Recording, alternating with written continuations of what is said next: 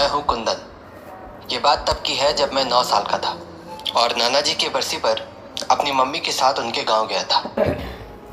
गांव पहुंचते ही मम्मी और नानी एक दूसरे से बातें करने लग गए और मैं मौका देख के घर के बाहर चला गया। उस गांव के बारे में मैंने अपनी मम्मी से बहुत सारी बातें सुनी थी, इसलिए मुझे वो गांव देखने का बहुत मन था। पर सब कुछ बहुत अजीब सा था। दूर दूर तक एक आदमी दिखाई नहीं दे रहा था। ऐसा लग रहा था जैसे इस गांव में बस हमारा ही परिवार हो। कुंदन, हाँ, अरे अन्नू मासी, आप कहाँ थी? काम पे गई थी, अभी लौटी हूँ। तुम बाहर क्या कर रहे हो? अंदर चलो। हाँ, मैं वो गांव देख रहा था। सुबह देख लेना, अभी अंदर चलो। अब प्लीज मासी, मुझे ये पूरा गांव देखना है। इस गांव में देखने लायक कुछ भी नहीं है। मासी, कुछ तो होगा, आप घुमा दो ना थोड़ी दूर मुझे। मना किया ना मैंने, जिद मत करो और अंदर चलो। मासी प्लीज ना, वो सामने वाले बगीचे तक ही बस चलो ना। बगीचा है तो नहीं जाना है?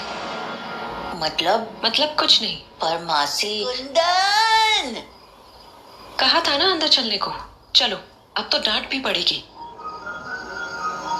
तो मैं और मासी घर के अंदर चले गए और कुछ ही देर बाद मम्मी और नानी खाना खाकर सोने चली गई और मैं मासी से बात करने लगा।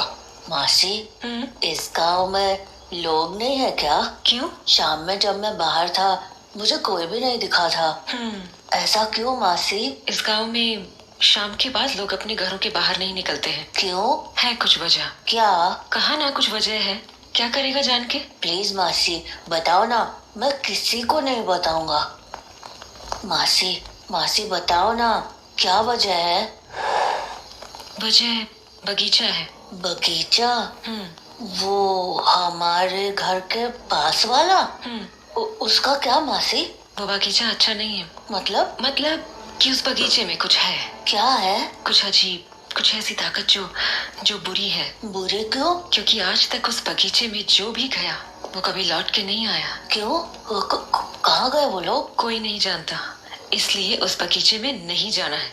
यहाँ तक कि शाम के बाद तो उसके आसपास भी कोई नहीं जाता, चाहे इंसान हो या जानवर। पर क्यों मासी?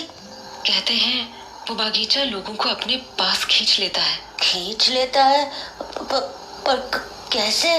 उस बगीचे के पास जाते ही अजीब आवाजें सुनाई देने लगती हैं, जैसे तुम्हें बुला रही हो। वहां पर हमेशा कोहरा रहता है, चाहे मौसम कैसा भी हो। कभी बगीचे के अंदर से किसी की चीख सुनाई देती है तो कभी किसी के हंसने की आवाज। ये तो बहुत डरावना है मासी। अजीब बात तो ये है कि इतनी डरावनी आवाजें सुनने के बाद भी इंसान उस बगीचे की ओर खिंचा चला जाता है।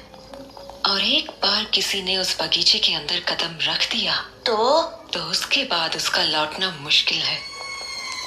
इसलिए शाम के बाद कोई भी काम वाला बगीचे की तरफ नहीं जाता और ना ही हम घर के बाहर निकलते हैं।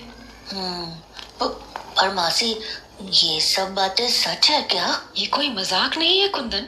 पिछले साल ही 2 लोगों ने उस बगीचे में जाने की बेवकूफी की थी। फिर? वो लोग आज तक लापता हैं। पर मासी, वो बगीचा ऐसा क्यों है? मुझे ठीक से तो नहीं पता, पर बड़े बुजुर्ग कहते हैं कि कुछ साल पहले उस बगीचे में गांव के बहुत सारे लोगों ने एक साथ आत्महत्या कर ली थी। एक ही साथ?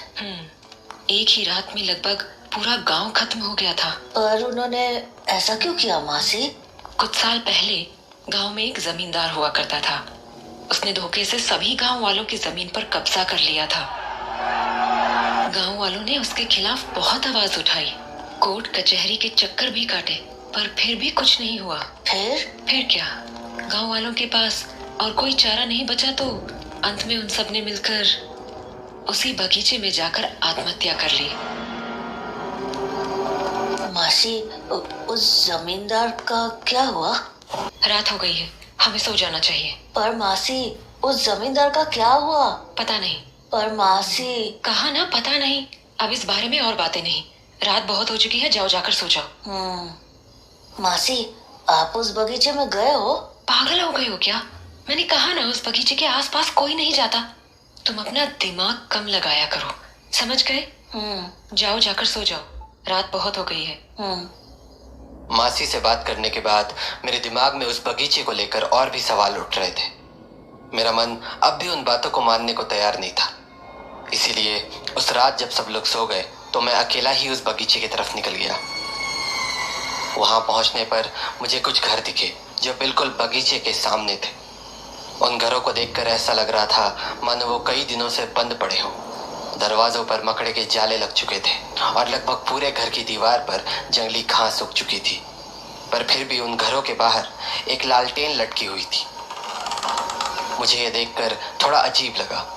मैंने सोचा भला इन घरों में लालटेन किसने जलाई होगी, यहाँ तो कोई रहता भी नहीं है। मैं उन घरों को देख ही रहा था कि तभी बगीचे का दरवाजा दीवार से टकरा गया और रात के सन्नाटे में वो आवाज पूरे गांव में गूंज गई। आवाज के शांत होने पर मेरा ध्यान बगीचे की ओर जाने वाले रास्ते पर गया। पूरे रास्ते में सूखे पत्ते बिखरे पड़े थे और घास इतनी बढ़ गई थी कि जमीन देख पाना मुश्किल था। और उस बगीचे के अंदर के पेड़ अंधेरे और कोहरे के बीच छुप से गए थे। मुझे ये बात भी अजीब लगी थी क्योंकि बगीचे के बाहर कोहरा बिल्कुल भी नहीं था। फिर मैंने सोचा हो सकता है पेड़ ज्यादा होने के कारण बगीचे के अंदर कोहरा हो। मैं ये सब सोच ही रहा था कि मुझे बगीचे में से किसी के भागने की आवाज आई। पर जब मैंने बगीचे की ओर ध्यान से देखा तो मुझे वहां कोहरे के अलावा कुछ नहीं दिखा। मैंने उस बात को अपना वहम समझकर टाल दिया और बगीचे को करीब से देखने की सोचने लगा। पर तभी मुझे ऐसा लगा जैसे मेरे आसपास कोई खुसफुसा के बात कर रहा हो। मुझे बिल्कुल समझ नहीं आ रहा था कि वो आवाज़ें कहाँ से आ रही थी। धीरे धीरे वो आवाज़ें और भी तेज़ होने लगी। अब मुझे हल्का डर लगने लगा था। मैंने सोचा घर लौट जाता हूँ, पर तभी वो आवाज़ें किसी इंसान की आवाज़ में बदल गई और मेरा नाम पुकारने लगी।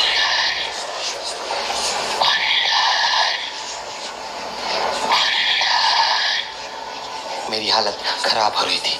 मैं वहां से भागना चाहता था पर मेरे पैर मानो जम से गए थे और धीरे धीरे करके वो आवाज़ें और भी तेज़ हो रही थी।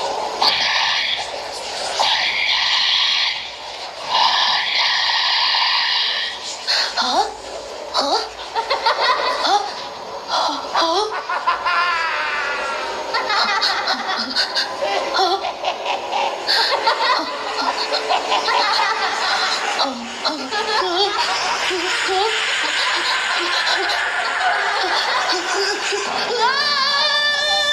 कुंदन,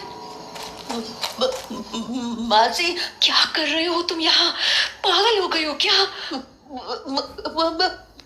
मासी, तुम्हें पता भी है ये कितनी खतरनाक जगह है? मासी, मैं वो खड़े खड़े मेरा मुंह क्या देख रहे हो? चलो यहाँ से। मासी, कहा ना यहाँ से चलो, जल्दी चलो।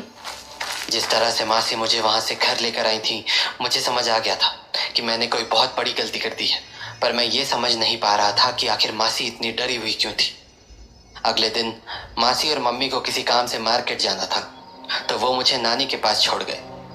मम्मी मासी को गए काफ़ी टाइम हो चुका था तो मैं खाना खाने के लिए किचन में जाकर नानी के पास बैठ गया। पर मैं अभी भी मासी की बताई बातों के बारे में सोच रहा था तो मुझे लगा क्यों ना नानी से ही सच पूछ लूं। नानी, क्या बगीचे में जाना मना क्यों है? मतलब? हाँ, बगीचे में कोई भी नहीं जाता ना। किसने कहा? वो मासी कह रही थी। ये सब फालतू चीजें हैं, समझा?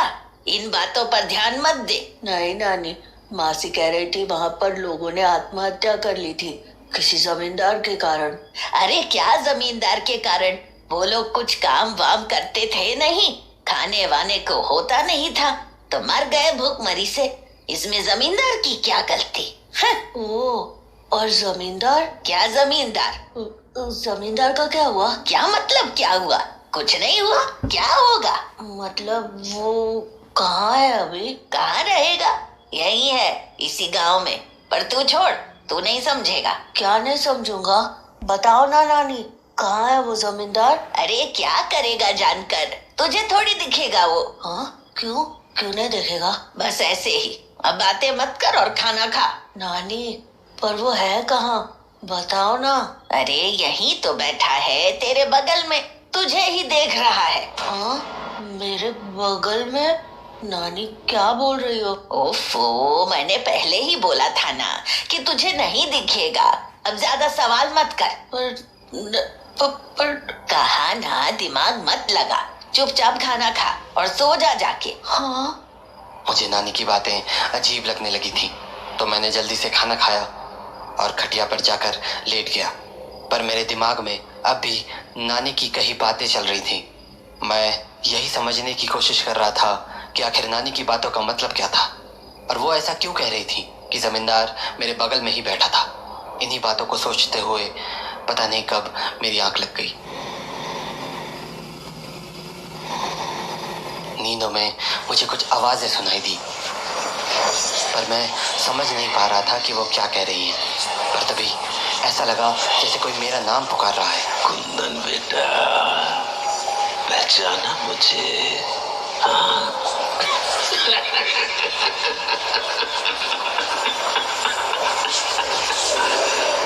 मैं उन आवाजों को ध्यान से सुन ही रहा था कि तभी मेरी आंखों के सामने मेरे नाना का चेहरा आ गया।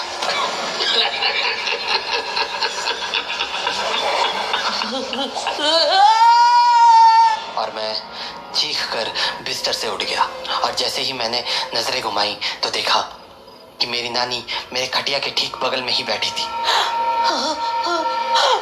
क्या हो गया? बुरा सपना देखा क्या? नानी हो मैंने अभी अभी नाना जी को देखा। तो दिख ही गया ना तुझे जमींदार? हाँ, जमींदार? हाँ, तू देखना चाहता था ना जमींदार को? पर नानी, मैंने तो नाना जी को देखा। तू अभी भी नहीं समझा? हाँ। अरे जमींदार तेरे नाना ही तो थे।